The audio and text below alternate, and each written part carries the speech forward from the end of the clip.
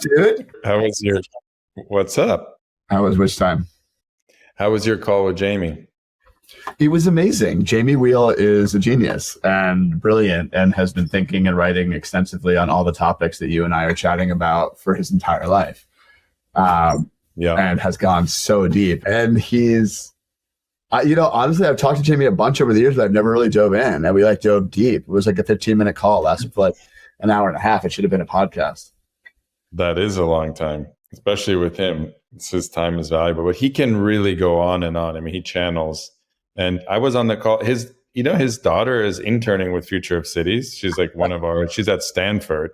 She's like brilliant, of course, naturally. And she's helping build out our whole platform on regenerative placemaking, which is transforming cities worldwide. So he and I have definitely, bonded. So I'm happy that he's going to be coming back, because we talked about him coming back, and he's a man that's in demand. So for nonprofits like ourselves, we need more charity. Yeah, and I think the topic is timely for him and for everyone, and he also talked about this eclipse. So we might basically do the event that you and I are hosting together at Chosen, do some summit stuff, and then go right to the eclipse and kind of roll it into a big 10-day of content. And is summit happening right after? The eclipse is on a Monday. Summit ends on Sunday. So there's all the eclipse. When is that? What does that mean, though? Our event is I don't even know. Our event's the 28th to the 1st, the 28th of March to the 1st of April. And then Summit is the following weekend. Okay, so the 5, 6, 7. Yeah, and then on the 8th is the eclipse, but there's all these eclipse events that are like that weekend, that kind of weekend that roll into the week. So Monday is the eclipse. Technically, that is the day of the eclipse. I'm not sure if it's Monday early morning or Monday late night, but we'll be off the boat by then? Yes. Yeah. So do the eclipse event in Miami? So I'm doing a pre-opening dinner like I did last year, and party on the boat, and then a talk on Thursday, and then to the eclipse. It's a busy weekend. But where is the eclipse? I mean, where are you going to see it? There's an Austin event that Jamie invited me to be part of, potentially speaking on Sunday. Okay. Is that during South by Southwest? I don't know. It's that same weekend as Summit. They're doing like a big activation on Saturday, and then a Sunday programming, and then Monday like eclipse experience. But as we're following celestial patterns with Namuna intensely, hold on. I wanted to ask you a question. The other thing that I found that's been I want to hear you kind of speak on it. We were driving around Chosen, and you had mentioned that it's like a religion of nature, or something of that sort. You were like, we're just following. My new thing that I'm saying to people is nature is the ceremony, because we get so many requests to do ayahuasca ceremonies. And of course, I'm a big fan of plant medicine, that our response, since it's not legal and I don't have a church, that allows us to be shielded and shrouded under spiritual and religious, rights protection. So what I've told all of our people, our salespeople, is just respond that nature is the ceremony. So that's my response. We used to joke at Esalen that all of the programming at Esalen was just context for being alone in nature for a little bit and then coming back to people. Right. It's okay, we jump up and down 10 times, smack ourselves on the forehead, scream and chant, and then we go sit in the forest for an hour, and then we come back and we share about it. And the main thing was just the forest sitting. The nature does all the actual freaking work. Well, I perpetually find myself telling people the story of this young boy who grew up in a commune ashram and then went on to become a nightclub guy in LA, transitioned back to this center. And I want to hear the story on recording so I don't have to butcher it anymore. But I've gotten it down to a short bullet points, because so many people ask me about you and where we're going, and for many years now. But I'd love to hear, for the general world, I think your path and trajectory is wildly unique. and the decision to leave and the decision to come back moments, I think, are really profound. And return. Yeah. The return. You of all people can understand that. I can understand that. Your departure and your return are both really interesting moments. So first, I want you to just say hi to my daughter, and I know that you're looking for your cat. So hopefully your cat comes back soon. This is Akisita. I've been on every internet forum. Like, how do you find a lost cat? So what? I guess tell me about where you grew up. I was born in 1978 in an interfaith ashram commune started by my grandmother, Ma Jayasati Bhagavati, aka Joyce Green, from Coney Island, New York, who was married to my grandfather, Salvatore De Fiori, an Italian, handsome, strapping guy who was, involved in the Brooklyn Italian scene, let's just call it. And my grandmother used to give away hot goods off of stolen vans to people in need, and kind of began her career of taking care of underserved people, and wrote a lot in her memoirs and her autobiography about,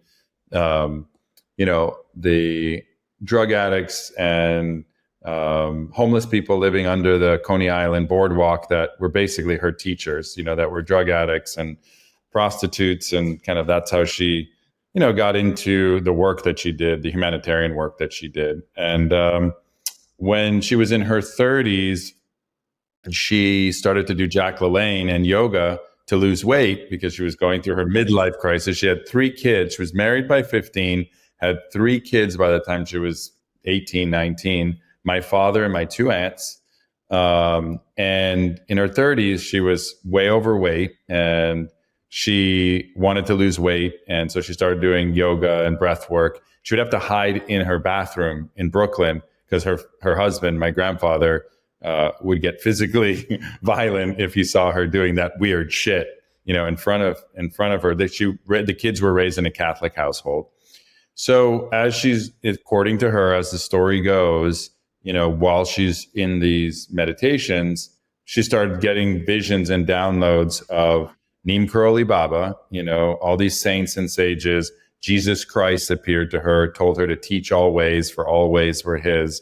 And, she had no formal training or exposure. She dropped out of high school. She was married at 15. And then all of a sudden she has swamis and gurus appearing to her in her bathroom in Brooklyn. And she thought she was going crazy. So she went to Mount Manresa to seek the counsel of the Jesuits, told her about her vision of Jesus Christ. They validated it. So then things started to spread. And next thing you know, hippies are coming to her front lawn to get teachings from her. Her husband's freaking out. My father, my aunt, and going, what the fuck is going on here?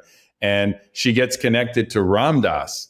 And she's kind of like wildly going through this emergence process of becoming, going from a Brooklyn housewife, from a poor Coney Island girl from a Russian immigrant family living in a cellar in Coney Island to now teaching with Ram Dass. And recently, Ram Dass, in Ram Dass's most recent book, there's a whole chapter on my grandmother called The Brooklyn Detour, which is really wild. And, so he basically said that she was the only woman or person that he had met who was channeling Neem Karoli Baba. That was Steve Jobs' guru, Ram Dass's guru.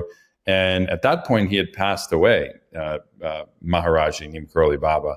And my grandmother never met him in the flesh. But here she is, this Brooklyn housewife turned guru, is now channeling Neem Karoli Baba and going into God and Samadhi, as he writes in the books, and also claims that they had a romantic affair, which he also put in an article that he wrote about her. And so that was a very... Wait, Neem Karoli Baba had a metaphysical romantic affair, or Ram Dass? No, Ma with Ram Dass. Oh, wow. Wonder. Yeah, Ma with Ram Dass. And that's what Ram Dass claimed. And, they had a falling out, of course. And but, I think, listen, regardless, I wasn't alive at that moment, but, Ram Dass, had a major impact on the world, and they both had the same guru, and he acknowledged her, as a channel for this Shakti or this energy or what have you. And so it was, that was, and I actually had the opportunity to meet Ram Dass, after he had had his stroke in Maui.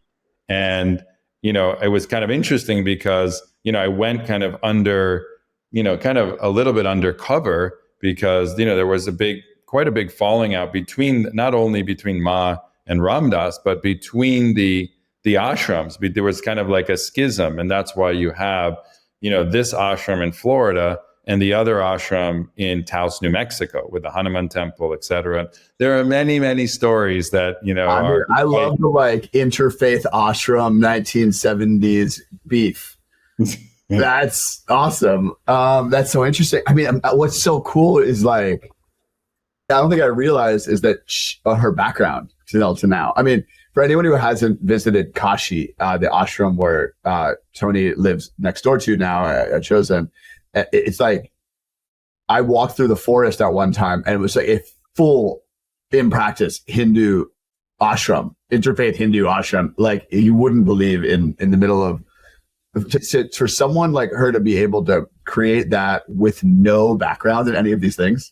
But now looking at the people today doing all this crap and trying to stitch it and be like, oh, I'm enlightened because I did 1 million ceremonies with this guy in that place. It's like this woman literally it started coming to her and it just manifested. And she had no need to take 15 certifications or 12 courses or 30 ceremonies. It's just you get the calling and it happens. Definitely was channeling something, definitely was charismatic. And, she really focused a lot on kind of underserved communities, did a lot of work with the LGBT community, HIV and AIDS. And that was probably the most impactful part. Yeah, hundreds of people, if not, thousands would come to Kashi for their end of life experience because it's a sanctuary and it's a place where people felt embraced and welcomed and, not judged. And, so there was a lot of Kimber Gallus, the first AIDS patients who got it from her dentist in Florida, came there before going to the CDC. So it was a place that was known to bring in people, the throwaway people or people who weren't wanted. And my grandmother always said that there's no throwaway people. So we used to go into the poorhouses and the county homes and really be on people's deathbed. And being that close to death, I know so many people that that are in my contemporaries of mine and friends that have never been around somebody who's died, let alone their own family members. And I've been around dozens of people who've passed away. And I think that experience, the end of life experience, helps really connect you to something bigger than, where we live in the moment and what's kind of next and how important it is to cherish every moment. And really when it's, it's down to those last moments, there's no bullshit, there's no playing games or fronting or trying to portray, or trying to pretend to be something. It's just real. And the last 3 months, ironically, the last 3 months of her life, she married me and my wife on 11/11/11, which was insane. And 1 month later was diagnosed with stage 4 pancreatic cancer. I was in the room with the oncologist when she was diagnosed, when this asshole oncologist with no bedside manner looked her in the eye with no emotion and said, you have 3 months to live and there's nothing you can do about it. And if you take chemo, it may or may not extend your life. Good luck to you, basically. And I looked at the guy and I almost strangled him. Oh, it was it's just the way we deal with death. I mean, the reason I have to imagine the reason that so many people in our culture have never been around anyone who's passed away or while they were dying or around death is because the way that we deal with it in our culture, because is so awful. The largest spend in the budget of America is healthcare. Mm-hmm. And it surpassed the military. It recently surpassed the military. The largest spend inside of healthcare is our Medicare spend. Mm-hmm. And it's something, this data is 10 years old, so I'm not sure how updated today it is now, but 90% of Medicare spend is spent in the last year of a patient's life. So like we're just hooking people up to machines, throwing them in hot, like no matter how to get the privilege of being with a loved one in their home when they die is so rare. Or to be somewhere outside of like a medical facility that's all about prolonging and extending life. Or forget about being with some, or how many people die alone that are isolated with no one around. I mean, it's a crime. It's gnarly. It's so gnarly. Well, it's so cool that she was able to create that space for people that were dying of AIDS in that time. I mean, again, for people who don't know where you're located, you're in southern Florida, in about a bit outside of Miami, and there's in that time in the 80s there was nothing interfaith or we were for a lot of very conservative people Baptist and a lot of churches and a lot of discrimination. I mean, the KKK demonstrated, had their kind of shop around the corner. They burned crosses on the lawn. My grandmother was doing interracial and same-sex unions in the 70s and 80s. Not very popular in central east coast of Florida in the 70s and 80s. Definitely not. When I was going to Little League, they would call me a monkey worshiper, and they would say, your mom is carried around in gold platters. And I would be like, you're not wrong. My spiritual name is Hanuman, and it is a monkey. And we all come from monkeys. We're all primates in the end. But that was really difficult for me, and a very kind of, very prejudiced and very bigoted, very, non-tolerant environment, to be in this place. I mean, I was adopted by my grandmother at birth because my parents were not old enough really or responsible enough or, in the right place or relationship to raise me. So my grandmother adopted me at birth. She was 37 when I was born. When I was 2, she remarried a Korean martial arts master named Master Susei Cho, who's on the Turkish stamp because he instructed the Turkish army in the 70s. And they started a company together, get this, called Macho Products. Okay, which basically was the company for the ashram that made protective gears. You probably saw it in the 80s movies because the headgears, the gloves, the chest, everything that to do with martial arts and taekwondo and karate. Not macho, it was like Ma-Cho. It was, which was Ma's name, basically, my grandmother's name, which was brilliant. And it's just incredible how the legacy continues with Chozen. It's like Macho, Chozen. It's like it just continues, and it's like the evolution of it all is just brilliant. And the factory is still there. They did injection molding for protective gear for martial arts. Anyway, that was an economic engine. My father really was kind of the visionary behind it, and the ashram was the engine that really did a lot of the work and the prototyping development. And so, and then my grandmother and my adopted father adopted 4 other children, my brothers and sisters.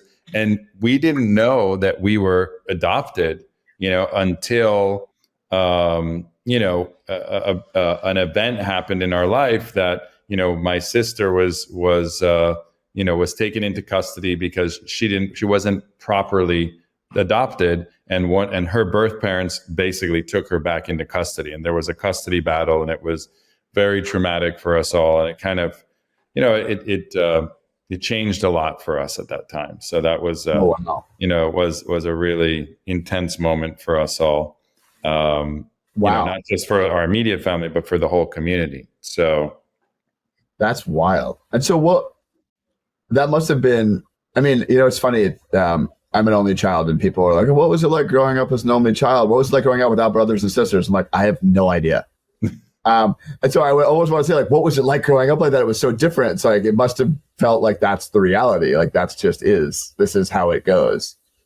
Did you have a moment where you saw like stark, do not disturb will not work on my computer, no matter how many times I turn it on. Did you have a moment where you ever decided like a stark, or you saw like a stark contrast of the reality that you've grown up in versus what was happening around you? Or were you always kind of acutely aware of it?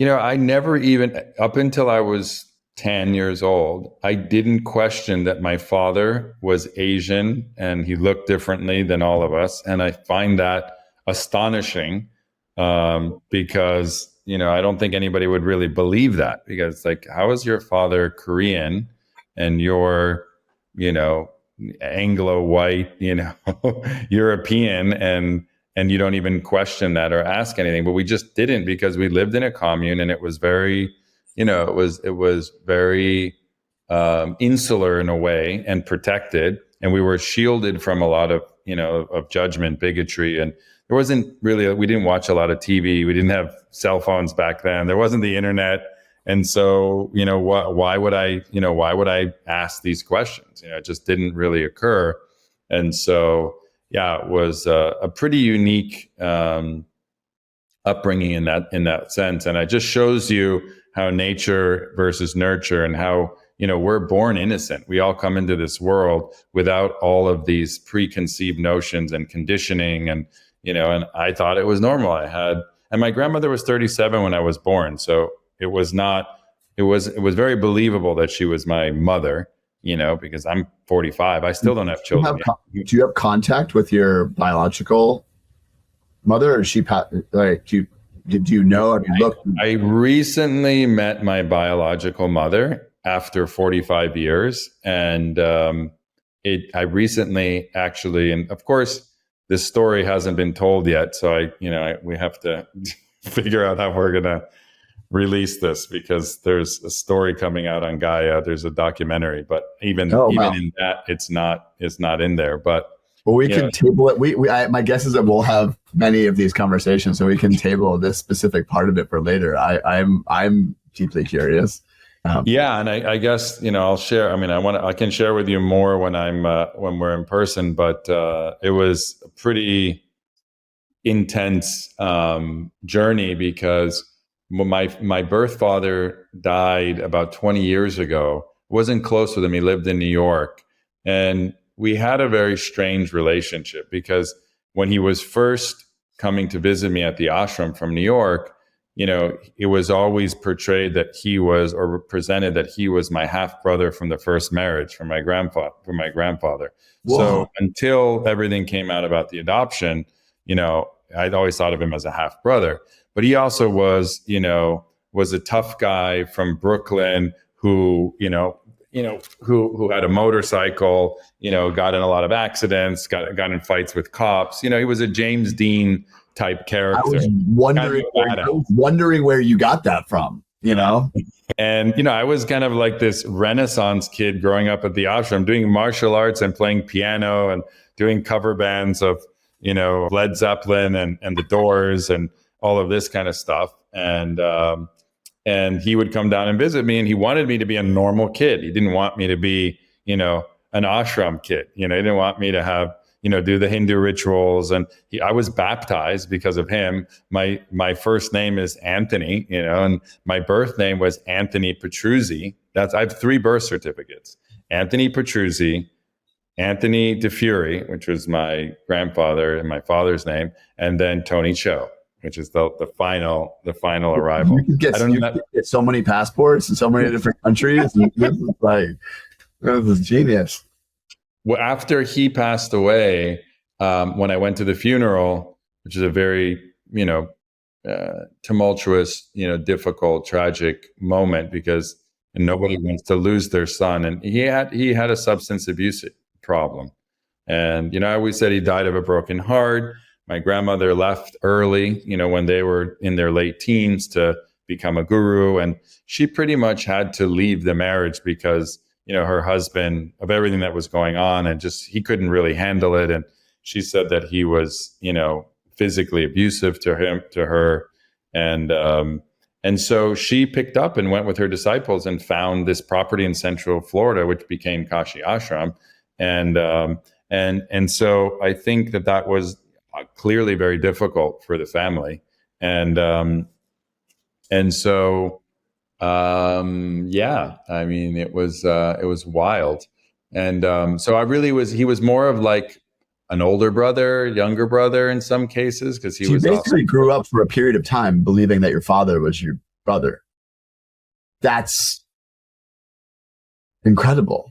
I had no idea. I mean, I'm just uncovering we've known each other for so long. I'm just uncovering all this now. This is fascinating.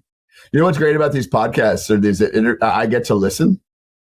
I actually like training myself. If you spend enough time around me, I actually ask questions now and listen. This is my training. I'm realizing how interesting everybody is around me. So okay, so there's a point in the story I wanna ask. There's a hamburger moment. There's a hamburger moment, and it's a hilarious story. But the 29-cent hamburgers, leap year. That was my leap year hamburger. What inspired you to like break out of the ashram? Well, I was a troublemaker. I like to, live on the edge, push the envelope. And there was like a band of us that were the young kids that were in the ashram. And, when you're growing up in a village type setting, it's kind of a little bit of like, my grandmother was the authoritarian, she was the leader and kind of the disciplinarian for kind of the community. And the kids in many ways it was very strict. It was no sex, no drugs, no alcohol, like a lot of that kind of stuff, which is typical in an ashram. But in many ways, we had a lot of freedom to roam around and do stuff because the adults were they're in their spiritual practices and they're in darshan and they're doing their thing. So we would escape into the woods. We're on a nature preserve, which used to be cow pastures and used to be big ranches, but we're on a river which connects to the ocean. Spend a lot of time canoeing, kayaking, Huckleberry Finn, Tom Sawyer type of stuff. We'd make forts in the woods and we'd get drunk and we'd make fires and cause trouble and all that kind of stuff. Anyway, at 13, I really had this desire to try meat. We're vegetarian, etc. And so I'd gotten together with a band of my friends and I took a collection, borrowed my brother's bicycle, which was way too small for me. So like as I'm riding, my knees are hitting my chin. Yeah, I've got a visual on you on a child's bike. And McDonald's is 5 miles as the crow flies, but I couldn't go on the regular roads, so that would be spotted. So I had to go through like the woods and the golf course, and it took me like hours and hours and hours to get to McDonald's. Finally get to McDonald's, and as I'm pulling in, somebody from the ashram spots me. And like, because we weren't really allowed, like at 13, to like cross the road and leave the reservation very easily without permission, and all of that kind of stuff. So, yeah, it was definitely like an escape from Alcatraz moment. And so this woman, sees me from the ashram. What are you doing? At that point in the ashram, we were actually eating fish. Like there were different periods where we were allowed to eat fish and we weren't allowed to eat fish. At this moment, so I just said I was getting a fish fillet. I was like, I'm just getting fish fillets, whatever. That's fast thinking. Yeah.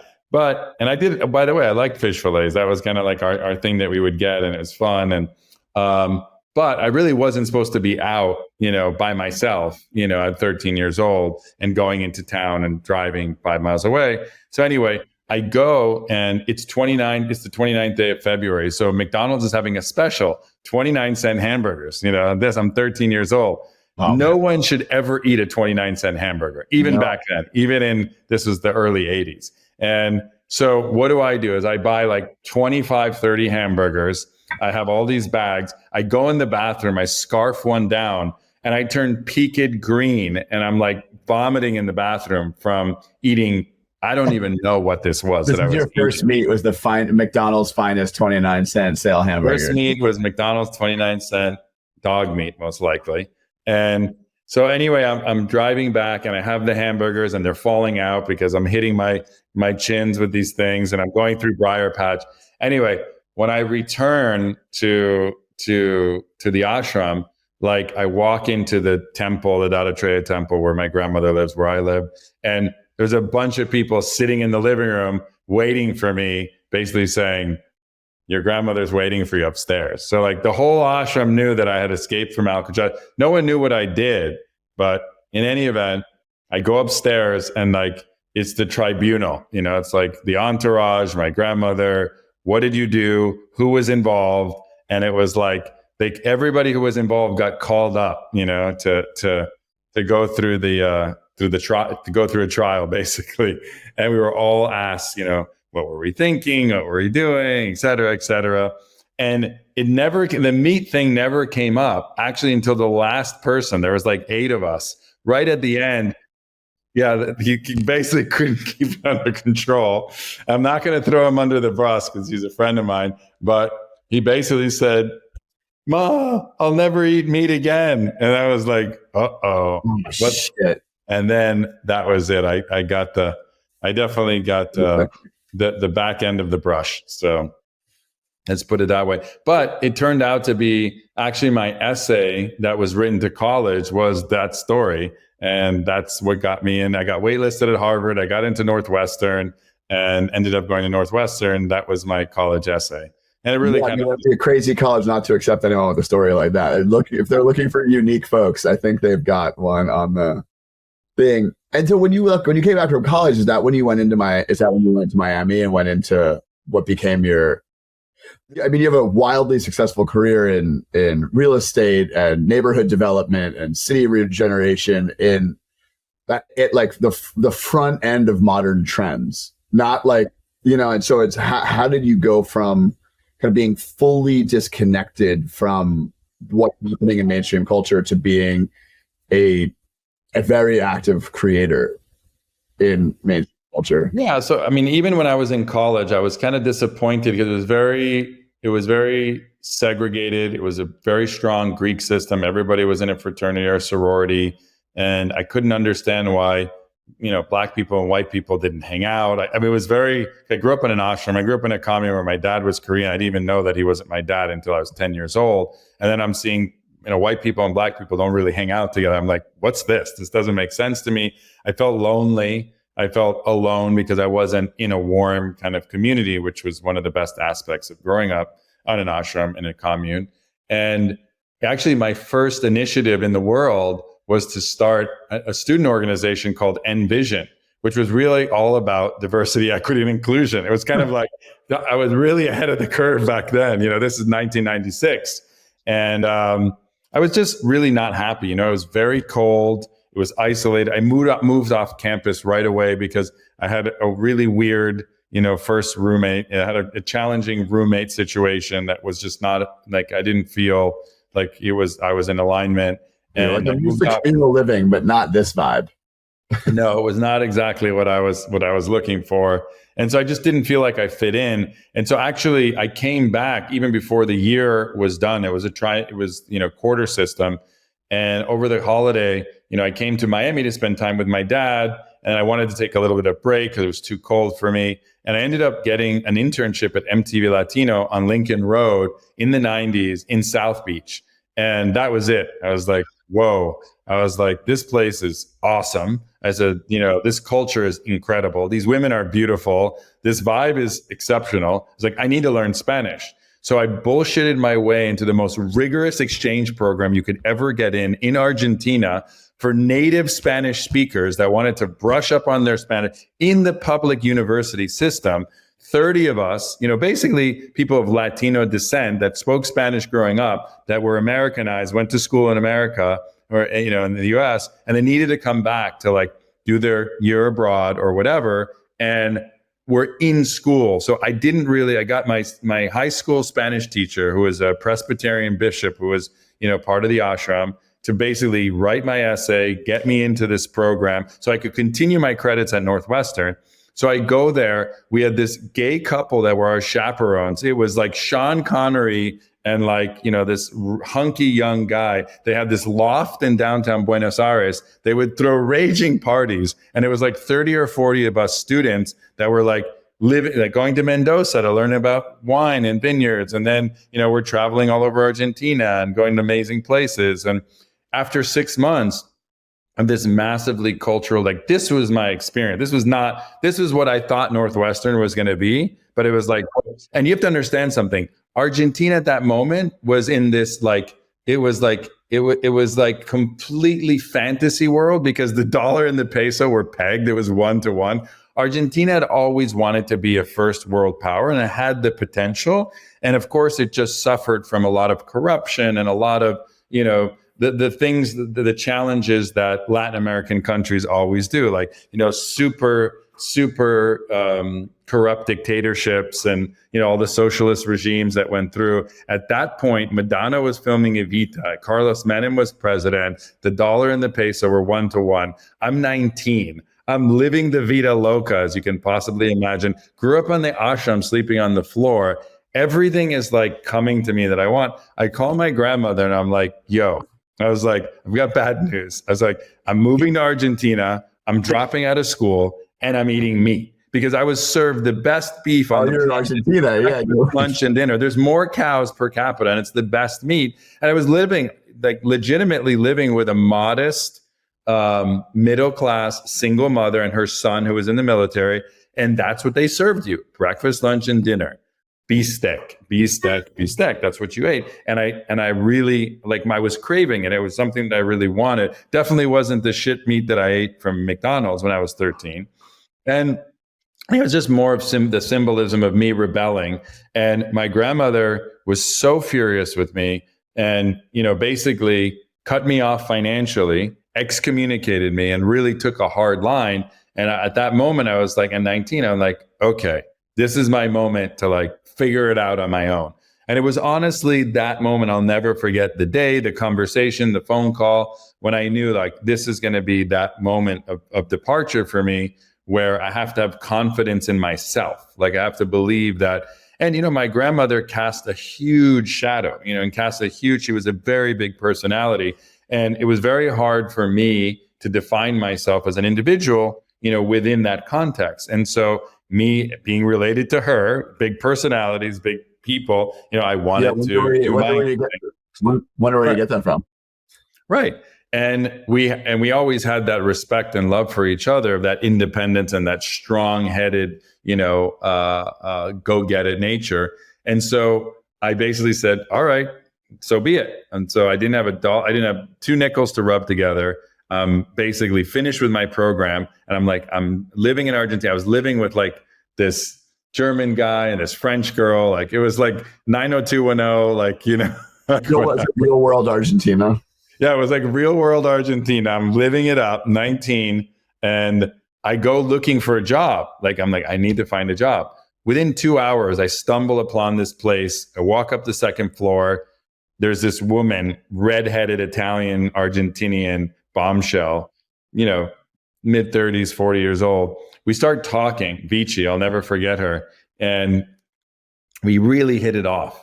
And she hires me on the spot to be the host of the hottest lounge in Argentina during the hottest period in Argentinian history, to be the host. And the first week I'm working there, Madonna, the president, come in, and the who's who of Argentina is coming into the place. Next thing you know, I'm skiing in Bariloche.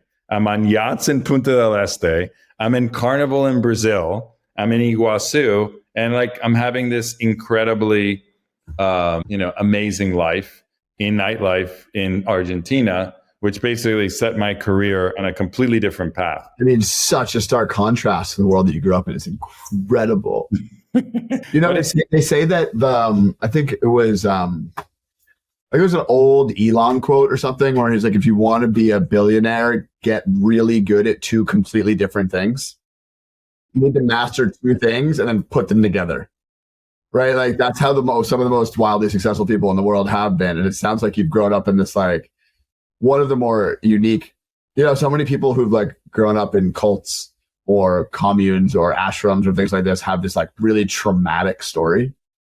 It's unique to see it not that, I'm not gonna say it wasn't without its trauma and it wasn't without its complications. I mean, there's definitely, my mom was controversial, and I love my upbringing, and I wouldn't change it for the world. And I love the community, and I love a lot of the things that I learned from my grandmother. And I also wanted to figure things out on my own and make my own path for myself. And now coming back is really an interesting kind of full circle evolution, and really building on, which is probably the more challenging thing to do. It'd be much easier to go to Costa Rica or Bali or Mexico or Baja, where you are, and start something new, but to build on. I don't think so. I've been thinking about this a lot because you're close to Miami by car, every one of those other places, if you think of something like Esalen or Omega or some of these really successful centers that have existed all over the world, they're driving distance from a major American city. And you know what I don't know of anywhere?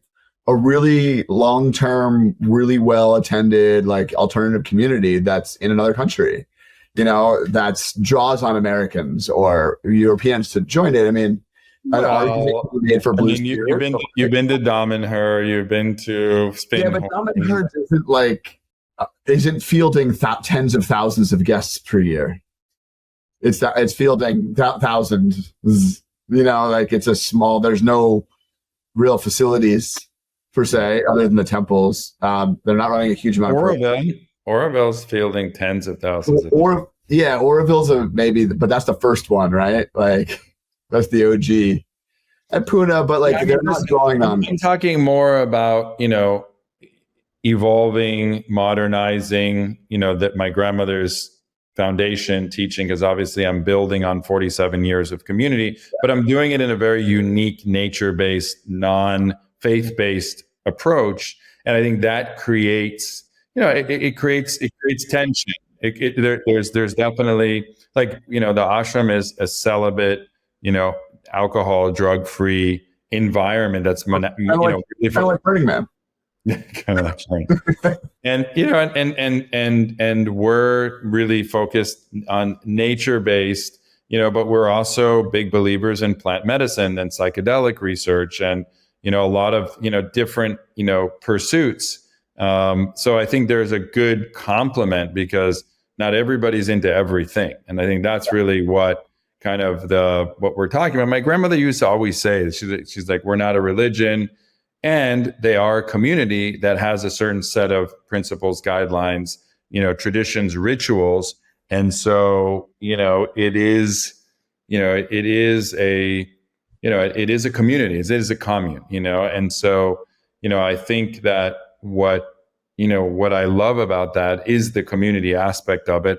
And, there are other interests that I'm interested in also offering. And I think it's complementary to what they're doing. It's the opportunity and the challenge is how do you do things in a complementary, non-competitive way?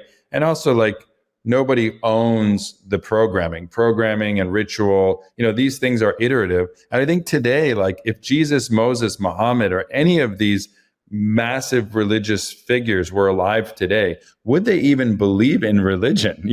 I don't even know. And I think they all came to power speaking a gospel of stop believing in the religion of today and believe in this more universal thing. It's almost, if you read any of their writings or things about them, they've all pretty much said that, and it's interesting hearing you say you're transitioning from interfaith to non-faith, nature-based, not non-faith, but there was almost this intensity of learning about let's combine all the faiths. And now we're feeling a moment of let's feel the rhythm of nature and try all the practices that have, participate in a lot of the different practices that are available today. I mean, just the scope of amount of practices available to us and faith-based things and wisdom traditions that are available to us today to practice and try.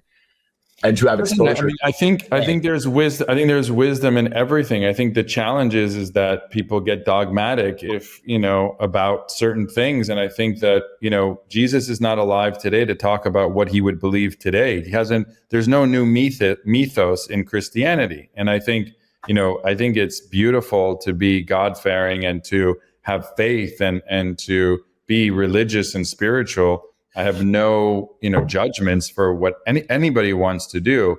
And I think the most important thing and the most important issue of our day is being in balance with nature and our own nature. And so people create institutions, religions, or for different purposes and at different times in human evolution, right? At this moment, we are completely out of balance with nature. I was on the phone with our mutual friend, Amanda Joy Ravenhill today, who was one of the co-founders of Project Drawdown, was the executive director of Buckminster Fuller Institute. And she's just destroyed because recent data has showed that we've already surpassed the 1.5 degrees Celsius that we've been trying to avoid a few years ago. And so the damages and the impacts of climate change are inevitable. They're happening, and people are still not paying attention and still politicizing the issue. And so when people can fight over their God, which is happening all over the world, I just think that, we need to focus on the matter at hand right now, which is how do we as humans survive ourselves? That's the real issue. And some people will say, well, maybe if you look to God, God will save us or whatever. I don't believe that personally. It's I think unlikely that God will save us. It's unlikely that God will save us from ourselves. Something will save this thing called the human identity, human civilization, or human beings, but it's unlikely it'll be like a individuated conscious force that is outside of us directing the strings. The evil genius, they used to call it in the philosophy world. And have I bared witness to mystical events in my life? Of course. I believe in the cosmos. I believe in mysticism. I believe in our ability to do extraordinary things if we're tapped in. Does that make us God? I don't think so. I mean, not personally. It makes us very, individually or humanly enlightened with human conditions. Yeah, I think there's a lot of people who have achieved a certain level of enlightenment as a human. But I think part of the challenge is that people who achieve, and whether it's, in business, like we talked about, or in spirituality or in academia, and people end up deifying or worshiping these people, and it makes them impossible to be human and to make mistakes and to do the things that humans do all the time. And I think that's the problem that's been the challenge with many spiritual teachers, gurus, saints, and sages throughout the years, is they've been deified and they're prevented from being human, and humans make mistakes. They're not perfect, no matter how brilliant they are or enlightened they are. We want these stories of these perfect people. There's an old Robin Williams joke where he's like, if you met someone, he's like, that there were people who like went to high school with Gandhi and were like, God, that kid was such a dick. Like you just know it because he was a human. He went to high school. He was an asshole at some point. Like it's like we just picked and make these stories up, and the more and more time that wears on, the more these stories turn into these people and these enlightened masters. Though there are people that tap into a higher consciousness and can translate it from time to time, like your grandmother, and I think like yourself often. It's unlikely that they were perfect. So what's you grew up in this interfaith ashram that was like really cutting edge in the 70s, obviously on the front end of every trend with Ram Dass. You lived a high life creating nightlife in Argentina in the 90s. You helped create Witness Wynwood, which is like one of the first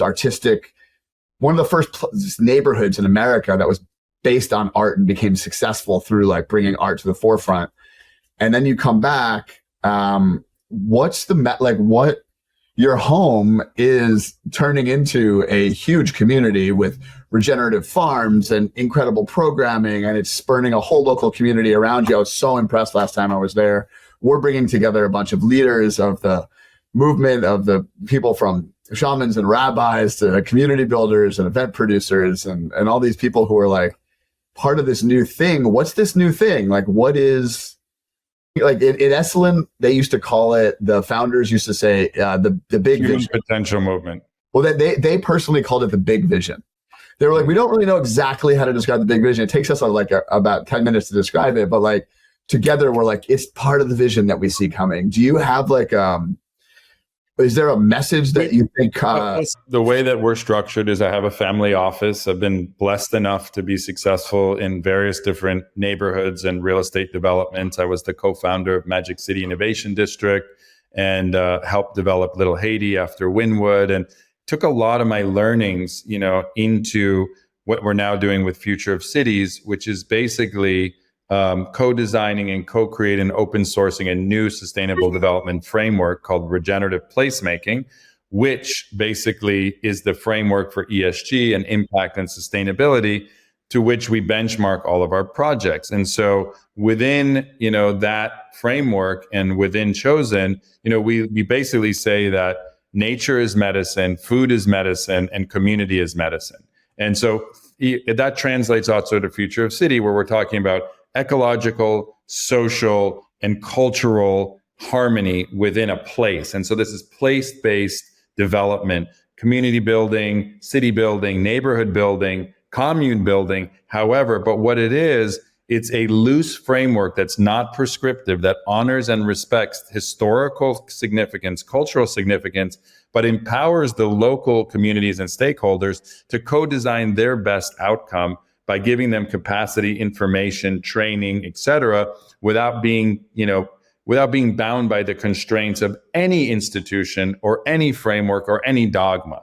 And so, many things that we're doing at Chosen, even our whole regenerative fitness philosophy called Chosen Flow, is intentionally not trying to be a yoga or a Tai Chi or a martial art, but you'll see elements of it in it. And we'll still teach all of those things, primal moves, because primal moves is inspired by nature. Kama flight is inspired by acro yoga. But what we're trying to do is make, it's basically biophilic design. So it's community by biophilia is what I would say is really what we're doing, and not by religion. And so biophilia, is basically designing by nature. So everything we do, our lifestyle. And so when we're doing fitness, we're doing animal moves, and so we'll do down dog and we'll, incorporate other things into it. I mean, you were at the yoga classes, like do whatever you want. I used to teach yoga. I've been through like every yoga training. I've been to I'm in like 400,000 mind body systems from all the yoga classes around the world. I'm like, I don't know. I was kind of like over it, I'm like, it's a yoga class. That yoga class was awesome. I haven't taken an awesome yoga class in 10 years. It was just, the woman was like, all right, put your right foot forward, bend your knee 90 degrees, kind of like warrior. And then just feel it. Do whatever you want. Like wiggle around, move, take some breaths, feel good. I was like, yeah. Finally, that's how my body wants to move. It's not rigorous, it's structured, it's clear, but it's open. It was really awesome. I was very surprised. And we were surprised too. We started to connect with some really great local community that's emerging, and a lot of people are wanting this. And so now we're doing, it's insane that kind of how things are organically emerging. Last week we did, we have once a month a lunch and learn program after our volunteer garden day. We had almost 30 people there. And some people were in tears, just saying how beautiful and how resonant this community was.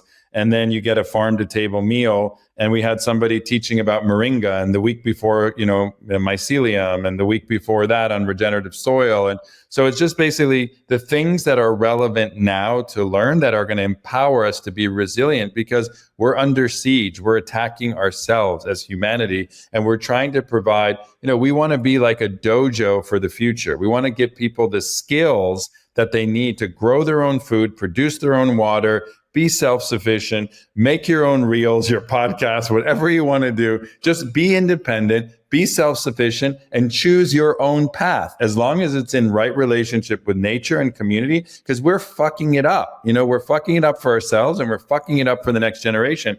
I don't even want to get into religion, no religion, whatever. Just be a good person, be kind, be compassionate. And for me, what makes the most sense, where I don't have to explain too much, is just follow nature. What nature does is perfect. It works even from how water drains. And what do we do in Florida? We go and cut down all the native trees. We fill up the swamp, which is the largest carbon capture sink in the world. It's 6% of the planet. It captures 30% of all of our carbon. We fill it up with fill dirt that we probably get from the Bahamas. We release all that carbon into the atmosphere. We plant non-native species that we have to water that are invasive. And then we have all these green lawns, and then people have to be in cars to get everywhere, which pollutes more. The whole thing is fucked up. It's just fucking crazy. It doesn't make any sense. None of it makes any sense. But what I love about you, other than a million things, what I think is what you articulate maybe better than most of the people in the world. But I think a lot of people in our community, in our wider community, have this mindset, is that there's a lot going wrong, but we could do better, and the future is awesome. And what I love about Chosen and the work that you're doing with all the cities around the world, that is, first of all, it's so organic and authentic. It's not like you're here's a deck for my retreat center. You were you just bought a house and started hosting friends, and now you can sleep 120 people and have a full-time permaculture. It's so organically emerged, and the way that you've built neighborhoods, you're designing for a future that you want to live in and are fully gunned on that future and are just fully modeling it. And I think the other why I'm actually doing these conversations right now is because the other narrative and the story that we see in the mainstream media is like, it's fucked. We're ruining it. It's broken. Oh my God, be afraid. And like, there's nothing we could do. And it's so far gone. Whereas someone like you, who's been a pioneer your whole life, is like, no, like we could do a lot better. Like, here, look what it looks like. Look how good it feels when you come here to it.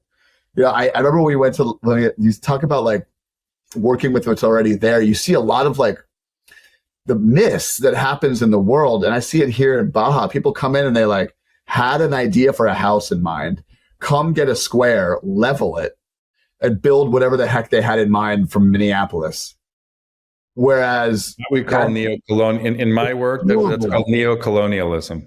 It's horrible. I remember walking around Little Haiti with you when you were first doing the project, and you were like, there was this really cool restaurant that I think we grabbed a bite of food at, and you had told me something. I could butcher the story, but something along the lines of like, this restaurant's been here for 10 years, but their sign was terrible. Like, it didn't look, the chef is amazing, the family is incredible, but like, no, the people who are coming here now would never buy the food because the sign didn't speak to them. So rather than put a restaurant there that we know people will go to, we helped them reposition their languaging so that the people would want, and they're thriving now more than ever. And it's these little things of like supporting what's already there, growing more of it, and just like really letting things grow organically. And I love what you're doing. It's super, super inspiring. And there's, you were there in the beginning. I think you came to one of the first retreats that we did. Were you at Time and Space? Oh, you weren't at Time and Space. I was there. I was there a bunch. But you were the one in Ibiza. You're at Time and Space. I was at Time and Space at Ibiza, and I wasn't at Time and Space at Chosen, but I was there a bunch of informal times. And then I think I was there like right before and right after Time and Space. Yeah. But you've been there since the beginning, and you're a Florida boy yourself. Your mom lives around the corner. So you know, there's a lot of interesting people in Florida. There's the Florida man. If you look it up in Google, there's always something weird about somebody got eaten by an alligator, you know, the Tiger King. You know, you've got Michael Singer's place here. You've got the Hari Krishna. We're going to go visit when we come see you. You want to come? Yeah, of course. You can if you always wanted to go. It's surprising that I've not. We've got springs everywhere. So, I mean, Walt Disney, talk about the Willy Wonka of human history. I mean, that guy, what he created out of the swamp is like wild. Nothing. I had a vision, my first Vipassana. So when I was living in St. Augustine, Florida, when I was in college, and I was practicing Bikram yoga randomly at 20 years old. I had a crush on this girl, and she was like, "Come do Bikram yoga." I was like, "Okay." Next thing you know, I was like in a Vipassana meditation in Georgia, like not the country, like the state of Georgia. And that's where Jimena went. That was my wife's first Vipassana was in Georgia. It was a cool southeast center or something. And I had this vision. I was like, we need to buy all these failed golf courses in Florida and turn them into like what a Disney World is, but what the future looks like. And not like a theme park. We just need to show people how actually awesome the future looks. Yeah, we need to rewild it. You're literally doing of all of the people talking about it, which if you're watching this right now, you probably have had a conversation at some point. Like, we should build land and build a community. You're one of the only people who's actually doing it. And it's actually awesome. And it's in full swing. And it's super inspiring. And I'm really excited to have a show on Gaia to get the word out and to get the story out. It's really cool. Yeah, I'm excited to share that. It's called Road to Utopia, and it's one of 8 episodes, and mine is on sustainable communities, and it should be coming out later this year, I think April, May. And yeah, more to come on that. And I'm excited about our event that we're doing, Namuna at Chosen, between the equinox and Easter, and gathering leaders from around the world of many different traditions and non-traditions, and faith-based and non-faith-based, and the spiritual, non-religious movement. But the most important thing is not, even putting it in a box, is really just having the conversation, which is really important, and modernizing the mythos and the rituals. What are people doing? What can we co-design together? What is resonant now? What makes sense? And how do you honor the past at the same time? And that's really what regenerative placemaking is honoring and respecting, but also honoring and respecting what resonates with you, and not just following what feels comfortable or being complacent. And I've always been a trailblazer and somebody that's always wanted to live at the cutting edge, and very uncomfortable if I see a lot of people doing the same thing. When everybody's going right, I go left. I feel very uncomfortable. I've never believed in groupthink at all. And it really annoys a lot of people because people feel secure with people they think the same. I'm very uncomfortable when everybody thinks like me, to be honest. We're like, this is like the dodo birds, right? The two questions that are at the top of my mind that I'm excited to explore with you and the group we've got together is, one is kind of like, with all of the practices that are happening around the world nowadays, and like everyone's leaving religion en masse and they're like kind of doing all this stuff, it feels like that's a thing. Like, and everyone's doing it alone. How do we make more community? How do we bring people together? There's so many people that are off doing it on their own, that are doing a lot of the same things. How do we help people feel connection and community?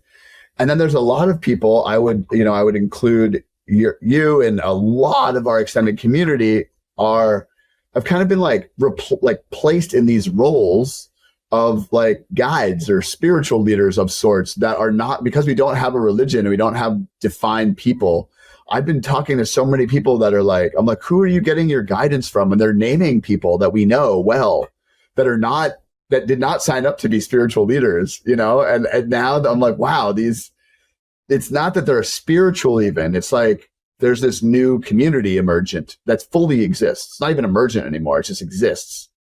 And there's leaders within it, and there's people wanting to be part of it. And how do we make it? I think one of the most important, modern movements is the rise of the divine feminine, and really the embodiment and kind of the conscious masculine, and in kind of that balance of the masculine and the feminine, not only between men and women, but within men and women, their own balance of people being more balanced and more sensitive and more compassionate, and also being more confident, particularly in women finding their voice in a way that's really empowering for them. And I'm seeing that, even in my own relationship with my wife, in other relationships, and modeling after many couples who are really exempt. So you're seeing that with like a lot of the BBs of the world, and, a lot of like kind of even these tantric teachers or intimacy teachers, and they're, call them spiritual or not, being sexually liberated is a very powerful medicine, right? And I think that in many ways, religion has made sex and sexuality taboo. And I think that has been very detrimental to a lot of people. And so I think we're kind of going through that healing of, and not all religions are that way, but there are many that have really, demonized sex. And I just think that that's very unhealthy, and I think it's created a lot of perverse, distorted, outcomes for very many families that are just unhealthy. I mean, you look at, all of the challenges in the Catholic Church, you look at what happened in the Boy Scouts. I mean, it's like, it's all of these things, and it's like, it just doesn't make sense. And it's like, you can't push these urges down and cover them up. You have to address them, and you have to let people have outlets in a healthy way. And I don't think that our society is very puritanical in America, and we've just demonized sex. And more so than we like to, and it's prevalent in mainstream culture more so than I think we like to admit. And you see that much more so when you leave the country and travel around a lot, where, you either get like the like insane hedonistic, polyamorous, crazy party Burning Man like thing, or you get the like super spiritual celibate thing. And what I think no one wants either of those. Like the extremes of what it is not sustainable or like functional for real life. And I think what you need is the kid that grew up in the ashram and then ran nightlife in Argentina in the 90s. The best of both worlds. I do like that I'll leave you with this, but my Burning Man name is the Naughty Buddha. I don't know if you know that. Bernie Cahill gave me that name. I think he named me as my Burning Man roommate and roadmate for 5 years. And I think that's very apropos of who I am. I'm very spiritual. And, I'm also material, and I'm also human, and I also love to have a good time, and I love to be mischievous. And I think mischievous is a form of curiosity. And if you talk to anybody who's successful, being curious is, oh my God, talk to Guy, talk to anybody. He is the most mischievous. Huh? He is the most mischievous. For sure. Being mischievous is actually intelligence in many ways. As long as you're not being harmful to yourself or others, mischievousness, I think is a really good trait, to try to be a little bit of a rascal. And so Michael from Burning Man, his whole thing is on the coyote and the history of the coyote from the culture, and how the coyote is the most important archetype to architect social change, because it shows you it's mischievous, it's curious, it's clever. It shows you what the heck is going on, so you can change it and make it a little bit better what it's supposed to be. And I just get the story so often of like, I did extractive capitalism. I don't know how many times you've heard this too, but it's like, oh, I was an extractive capitalist my whole life and I made $1 million or a bunch of millions of dollars. And then now I do ayahuasca and now I'm only spiritual and I don't do that anymore. And it's like flying from these polarities of these different things. And since I've known you for a long time, I've watched you have a huge amount of success in your material business world. And you haven't changed. You've been more expressed spiritually, more fun, more across the board. And I think I don't know how we teach people more that it's okay to do it as it's an integrated life practice. It's not like, okay, now I'm like an extractive capitalist. Okay, now I'm going to give all my money to the Amazon.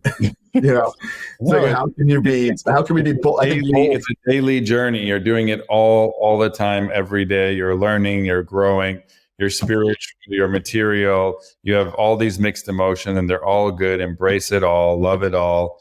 And be happy with who you are, and be in the wonderment of the magic of this universe and this tiny blue marble that had to, all of these crazy conditions had to exist. We had to be just so from the sun and, be just so that we could have this atmosphere that we could breathe and have all of this evolutionary synchronicity happen for us to even have life on this planet. And we're fucking it up, So I think the gratitude that we have, the more we will thrive. And I think it really does start a lot with gratitude. So I'm grateful for you, brother. Same. I love my friendship. Our friendship has been amazing. I mean, I think we both share a mischievousness and a depth, and it's kind of cool to watch it all kind of come. It's cool to see it all become a thing that many more people are like able to join and be part of. And we got some cool people coming together at the end of the month. But I also like, dude, it's so fucking impressive the way you articulate what it is that's happening right now, and the way you've shown it and chosen and all the things you're doing. It's really, it's one of the more integrative things. It's unlike, one of my friends who was recently like, Zach, I've recently sold my company, so now I'm ready to do ayahuasca and hate capitalism. But I wanted to wait to sell my company before I could hate capitalism. And you just kind of like, I don't hate it. I love it all. It's all us, and it's all co-evolutionary. And I'll always be a social capitalist. I always want to do good. I always want to make money. I always want to be mischievous. I'll always want to learn more about, the spiritual, mystical as well experiences. And I want to be, and most of all, I want to be a good human, just be human. That's what it's about. It's better. It feels better that way. It's more fun to be a nice human. We want to have fun. That to me is a prerequisite for anything. I met this woman in a cafe recently, an older woman, and we started talking about the laughing Buddha. And she said she has laughing Buddhas all over her life. And then she handed me a book that she wrote called Poems of the Laughing Buddha. And I love the laughing Buddha. He's always the one that's like, dude, it's supposed to be fucking fun. Like, why is everyone stressed out? I mean, it's a medicine I need to give to myself often, but yeah.